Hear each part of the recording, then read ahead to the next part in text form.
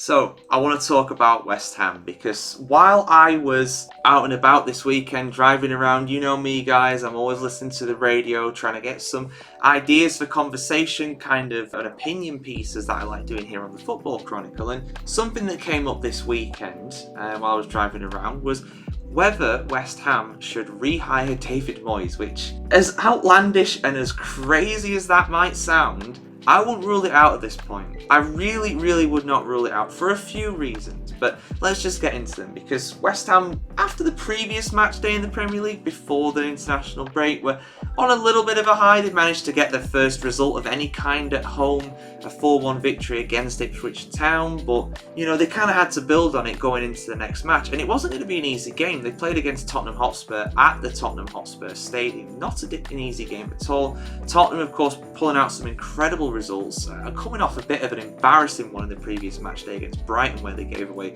a 2-goal lead. But things very much did not go to plan, and this is actually not one of the games that I did in my 5 matches review because it wasn't a surprise that Spurs won, but it was a surprise by how easily Spurs won, by how much West Ham capitulated really within a few minutes. It started out quite well for West Ham. They took the lead after 18 minutes, Mohamed Kudus with a goal after 18 minutes, and then Dejan Kulusevski got an equaliser before half-time for Tottenham, and it was quite an even match at that point, to be honest. But something just went wrong for West Ham after 5 minutes in the second half.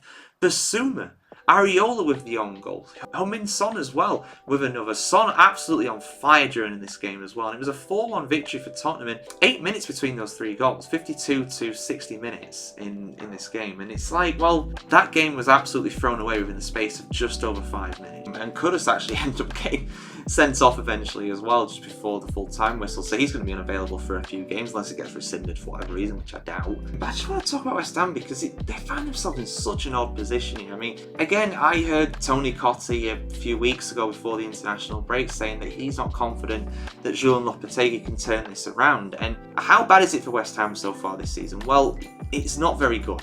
Put it this way, they're behind Leicester now. Leicester on 9 points, West Ham on 8. They're even on points with Everton, and below Everton there's only the bottom 4 in the relegation zone. The 4 teams that haven't managed to win a game so far this season, the 4 teams that are really struggling, and if it wasn't for them having such poor seasons, West Ham would be a lot closer to that dotted line. So what do West Ham do? Well, I don't think they're going to hit the panic button yet because they're not in danger of getting relegated, and as horrible as that might sound to West Ham fans, I mean, again, Hammers fans, correct me if I'm wrong here, but, as long as West Ham stay in the league, it is not a full-on disaster. It is a bad season, it is a disappointing season, and you will have hoped for more. Of course, I am not saying that you won't have done, but in terms of it actually meaning something, in terms of finances, prestige, and actually staying in the Premier League, being a Premier League club is kind of the absolute minimum expectation for West Ham, really. Now, what West Ham have done when they've hired Lopetegui is that they want to get back into Europe. They were in the Europa League and the Conference League for 3-4 seasons on the trot with David Moyes, which is incredible, of course, something that West Ham historically have not been used to. And they actually did manage to win a trophy under David Moyes, their first trophy since the FA Cup in 1981 off the top of my head, I think. So it's been a long time. So let's not diminish what Moyes achieved, but towards the end of his time, he was rubbing fans up the wrong way. They felt that he should be playing a more attractive brand of football for it to be West Ham, and also that his form towards the end of his time at West Ham was not the best either. They survived comfortably, of course, but things started to peter out a bit. So they brought in Lopetegui, a man who was very experienced, a man who was very well regarded, did a good job at Wolves, managed the likes of Real Madrid in the past as well, but it's just not working out. The team just seems like, when you have that many signs, because West Ham signed a lot of players, and I mean a lot of players, basically an entire new first team squad, 11 players they signed, something like that. When you've got that many players, it takes time to gel, but they've had time now. The season has been going on for nearly 3 months. We are nearly a quarter of the way through the Premier League season, and yeah, it's not great. It's not great.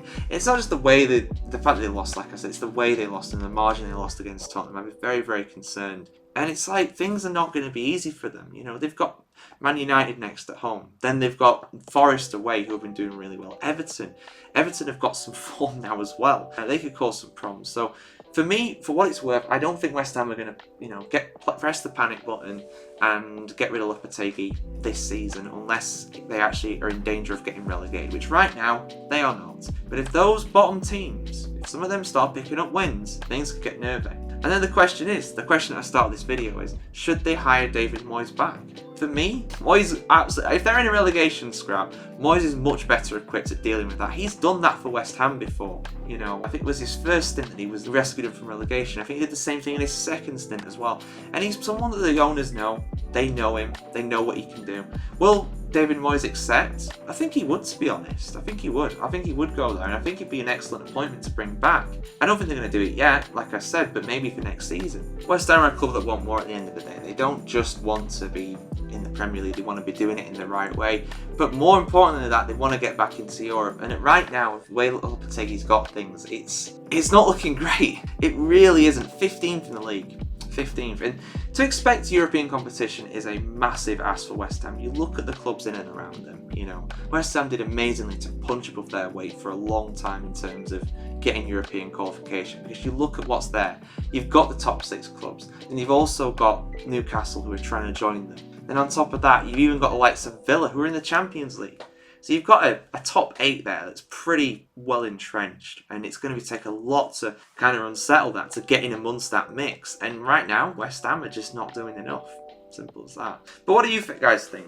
West Ham fans, let us know your thoughts in the comments below. Should the club stick with Lopetegui or not? I want to hear your thoughts on this. And if they do sack him, do you want to see Moyes come back in? So let us know your thoughts in the comments below, guys. And of course, keep it tuned here to thefootballchronicle.com to see much more football content just like this. Like, share, comment, subscribe, and ring the bell as well. And we'll see you very soon, guys. Have a good one.